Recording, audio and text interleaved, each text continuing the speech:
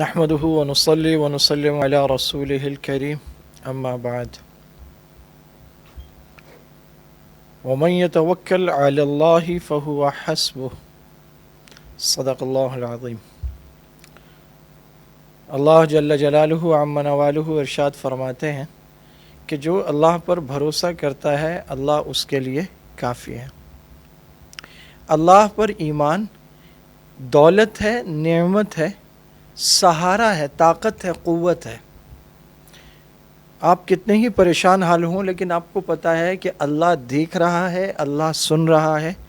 یہ حالات اللہ کی مرضی سے آئے ہیں اور جب اللہ چاہیں گے، انسان چاہے نہ چاہے، مدد کرے نہ کرے، یہ حالات چلے جائیں گے.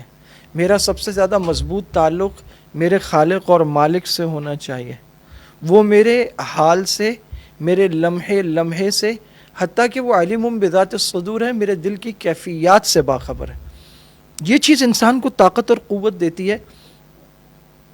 اللہ نہ کرے وہ کہیں جنگل میں ہو، جیل میں ہو، عالم تنہائی میں ہو، لیکن یہ احساس کہ اللہ میرے ساتھ ہے، اللہ مجھے دیکھ رہے ہیں، اللہ مجھے سن رہے ہیں، میں جب جو اللہ سے کہوں گا وہ اللہ پاک سن رہے ہیں، یہ چیز انسان کو طاقت اور قوت بخشتی ہے، احساس تنہائی سے نکالتی ہے.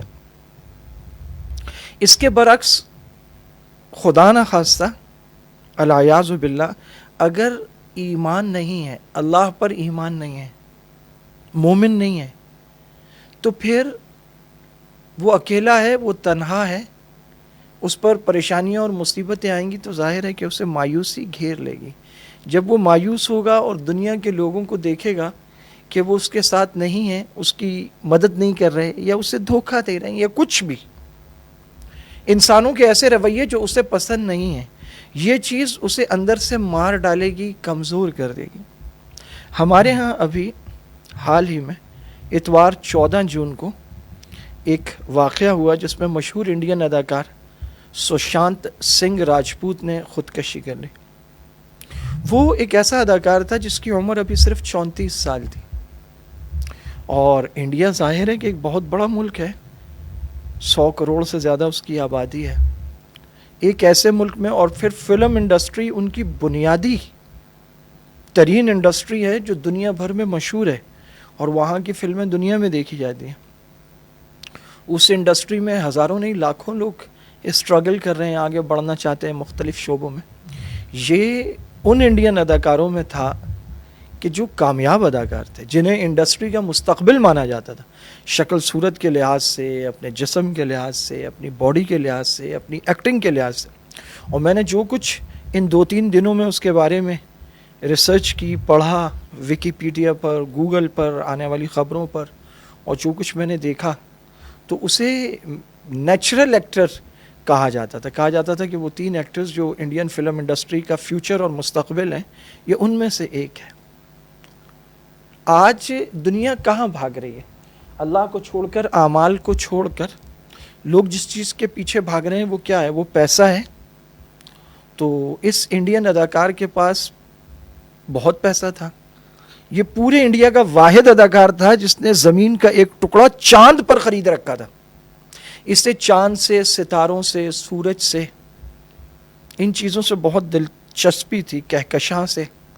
اس نے دنیا کی مہنگی ترین ایک ٹیلیسکوپ خریدی تھی جو اس کے گھر میں تھی، اور وہ اس سے مختلف نظارے کرتا تھا. ان چیزوں پر بات کرنا اسے بڑا پسند تھا. مہنگی گاڑیاں، جس گھر میں وہ رہتا تھا ممبئی باندرا میں، اس کا وہ 4.5 لاکھ روپے مہینہ کرایہ دے رہا تھا.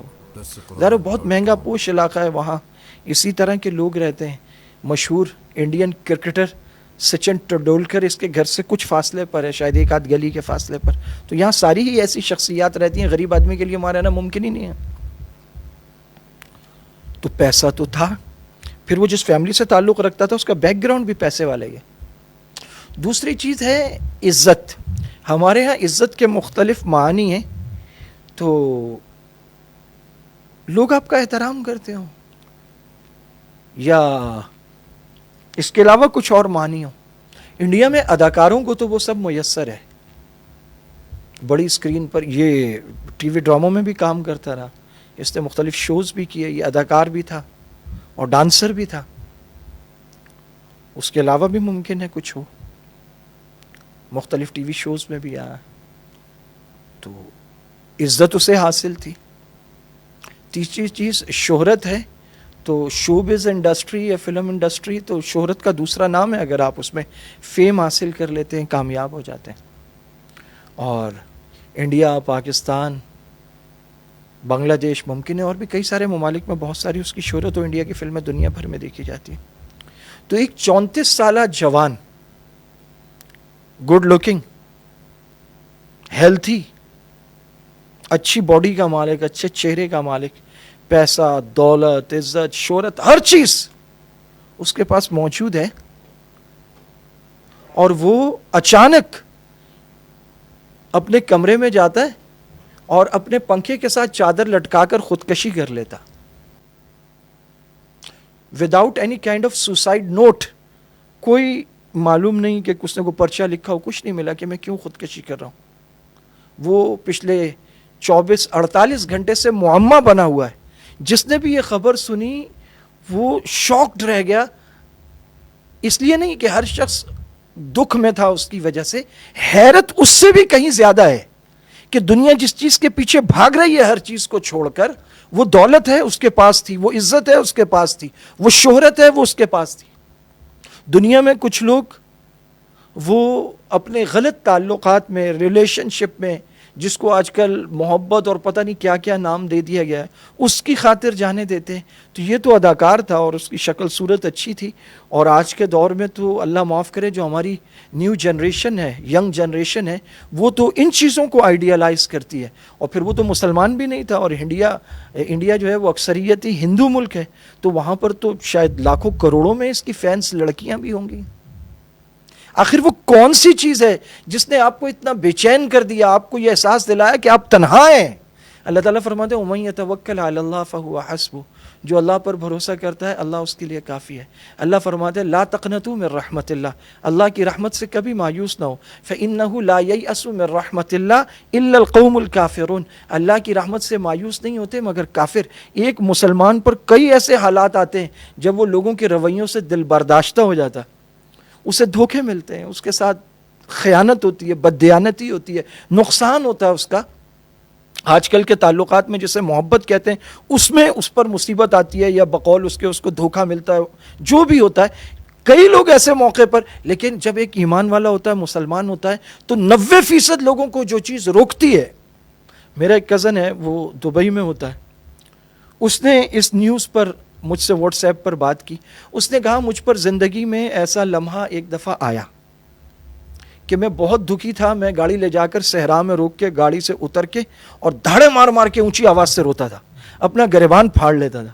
اس نے کہا کہ میں بہت تکلیف میں تھا، اور میرے دل میں کئی دفعہ خیال آیا کہ میں خودکشی کر لوں، لیکن پھر میں نے سوچا یہ تو حرام موت ہے، میں ہمیشہ کے لیے جہنم میں چلا جاؤں گا، اللہ تعالیٰ ناراض ہو جائیں گے۔ پھر میں نے سوچا کہ میری سننے والا کوئی نہیں ہے، تو کہنے لگا میں زور زور سے وہاں اللہ تعالیٰ سے باتیں کرتا تھا، اور میں کہتا تھا یا اللہ میں بڑے دکھ میں ہوں، میرے اس دکھ کو ختم کر دیں۔ ایک مسلمان کو اللہ کا سہارا، اللہ پر ایمان، وہ ایسی موت سے بچاتا ہے، ایسی مایوسی سے بچاتا ہے، ایسی تنہائی سے بچاتا ہے۔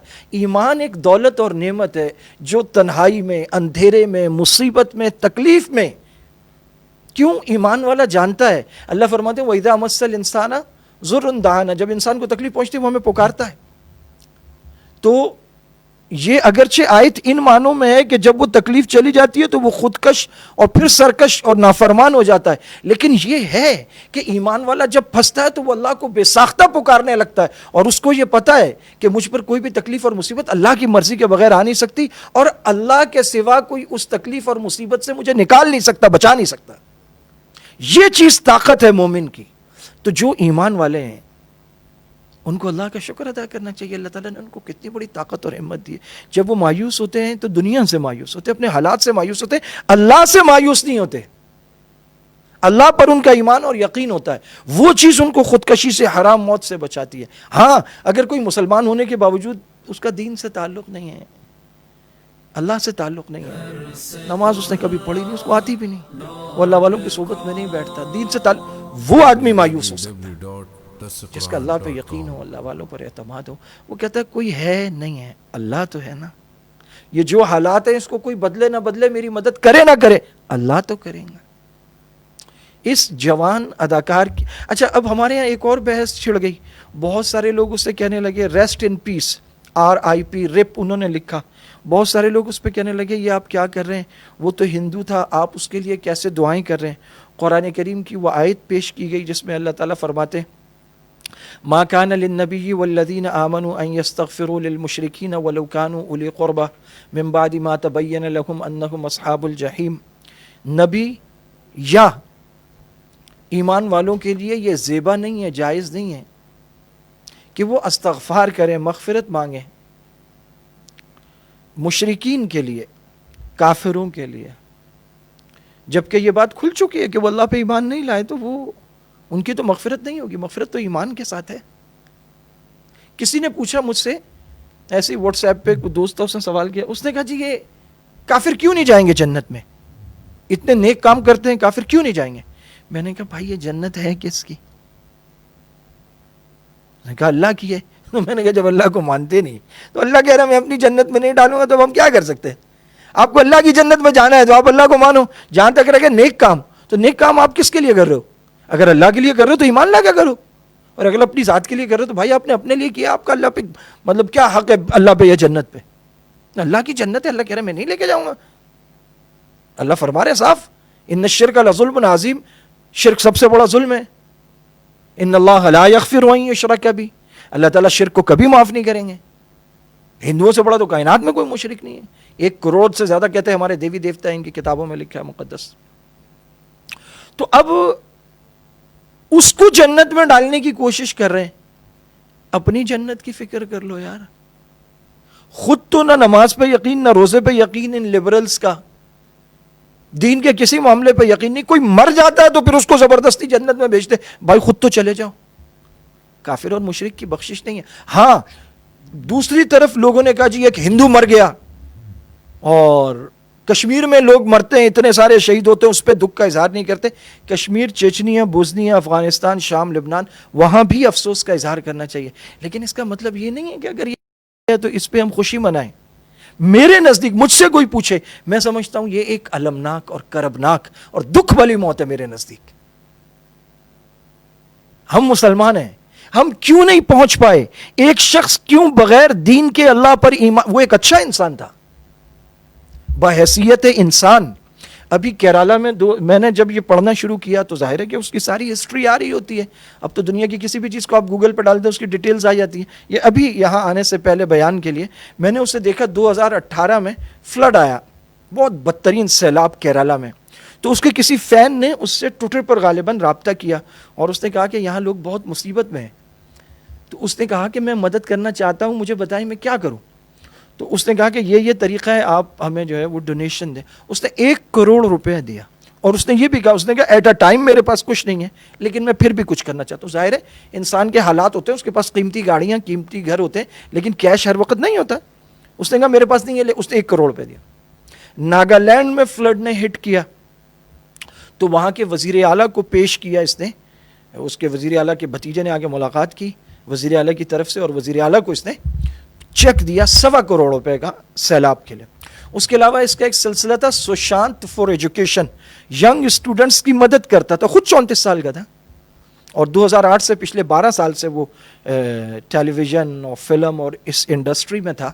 تو یہاں تو سارا پلاسٹک ہے، ہر چیز فیک ہے، ظاہری ٹیپ ٹاپ ہے، اور کہتے ہیں کہ فلم انڈسٹری میں سب سے زیادہ جھوٹ اور سب سے زیادہ مطلبی اور خود غرض لوگ رہتے ہیں۔ اس انڈسٹری میں رہ کر یہ آدمی دل کا اتنا اچھا تھا، تو آپ صلی اللہ علیہ وسلم جب اس یہودی بچے کے گھر گئے جو بیمار ہو گیا تھا، آپ کی خدمت میں آتا تھا وہ، تو آپ کو پتہ چلا وہ بہت شدید بیمار ہے، تو آپ اس کی عیادت کے لیے گئے، تو اس کی حالت خراب تھی، وہ تقریباً آخری لمحوں میں تھا۔ آپ نے فرمایا کہ کلمہ پڑھ لے۔ 18 سال غالباً اس کی عمر تھی لڑکے کی، تو اس نے اجازت طلب نظروں سے اپنے باپ کو دیکھا، اس کا والد اس کے سڑھانے کھڑا، اس نے کہا اطیع ابا القاسم، ابو قاسم کی اطاعت کر. 18 سال کے اس نوجوان لڑکے نے کلمہ پڑھ لیا. آپ صلی اللہ علیہ وسلم کی موجودگی میں اس کا انتقال ہو گیا. جب آپ وہاں سے نکلے تو آپ کے چہرے پر خوشی تھی. ایک 18 سال کا جوان مر گیا, آپ کے چہرے پر خوشی تھی. وہ مرا اپنے وقت پر, اس نے مرنا تھا, لیکن وہ بے ایمان نہیں مرا, وہ جہنمی نہیں مرا, وہ کلمہ پڑھا اس نے, وہ صحابی بن گیا. یہودی کا بیٹا صحابی بن گیا. آخری وقت میں اس کو کلمہ نصیب ہو گیا. آپ صلی اللہ علیہ وسلم خوش ہو گئے. قرآن میں اللہ تعالیٰ فرماتے ہیں نا, وَكُنْتُمْ عَلَى شَفَا حُفْرَةٍ مِّنَ النَّارِ, تم سب جہنم کے گڑھے کے کنارے پر ہو. فَأَنْقَذَكُم مِّنْهَا, ہمارے نبی نے ایک ایک کو پکڑ کے وہاں سے نکالا ہے. تو آپ صلی اللہ علیہ وسلم کی تو سب سے بڑی حرص یہ تھی کہ کس طرح میں ان کو جہنم سے بچا لوں. تو آپ خوش ہو گئے. حالانکہ 18 سال کا جوان زندگی کی بازی ہار گیا, لیکن وہ ہمیشہ ہمیشہ کی جو زندگی ہے اس کی بازی جیت گیا. یہاں یہ اداکار مرا تو ایک اچھے دل کا انسان, ایک سخی انسان, ایک خوبصورت, ایک جوان, ایک ٹیلنٹڈ, اس نے انجینئرنگ کی, غالباً پورے انڈیا کی سطح پر اس نے پوزیشن لی اپنی ڈگری میں جو اس نے انجینئرنگ کی. عام طور پر فلم انڈسٹری میں جو لوگ ہوتے ہیں وہ زیادہ تعلیم یافتہ نہیں ہوتے. تعلیم یافتہ لڑکا تھا.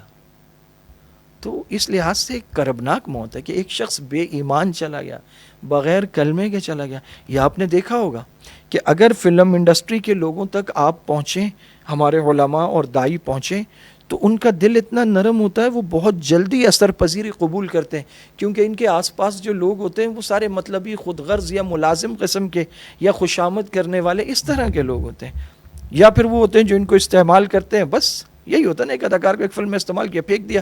آپ دنیا کے اکثر اداکاروں کا حال دیکھیں, آخری عمر ان کی قرضوں میں, بیماری میں, تنہائی میں گزرتی ہے, بری موت مرتے ہیں. اکثر بہت سارے خودکشی کرتے سما. تو ایک جوان لڑکا تھا, اور پھر یہ کہ ایتھلیٹ تھا, اس کا جسم بڑا خوبصورت تھا. تو جو ایکسرسائز کرنے والے ہوتے ہیں وہ زیادہ مضبوط قوت ارادی کے مالک. آخر وہ کون سی ایسی چیز ہو گئی کہ آپ عزت, دولت, شہرت, جوانی جس فیلڈ میں تھے اس کا برائٹ فیوچر آپ کا انتظار کر رہا, اور یکلک آپ اٹھتے ہیں, کمرے میں جاتے ہیں اور ہینگ کر لیتے ہیں اپنے آپ کو, مر جاتے ہیں ہم. اس سے پتہ چلتا ہے ایمان نعمت ہے, ایمان دولت ہے.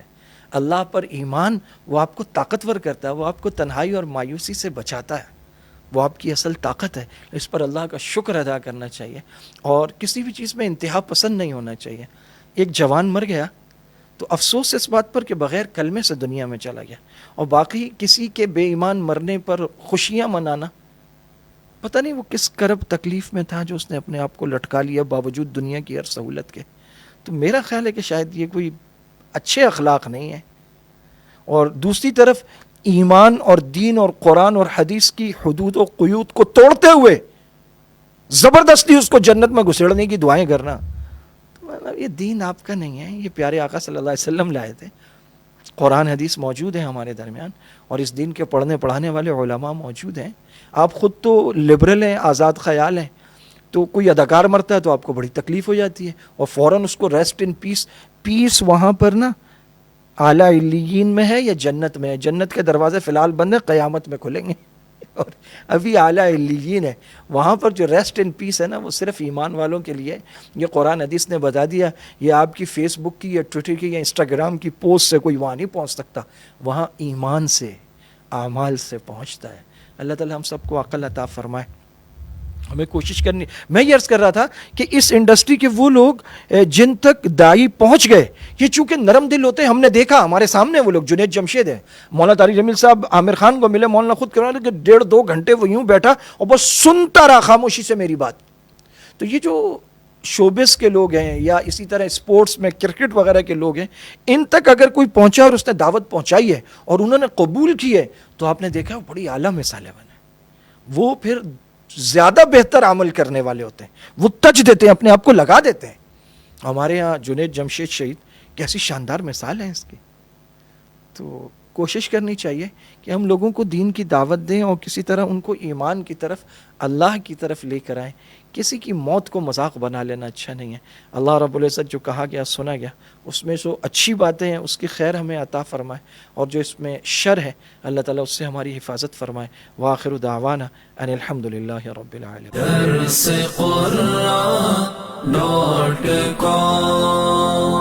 www.darsequran.com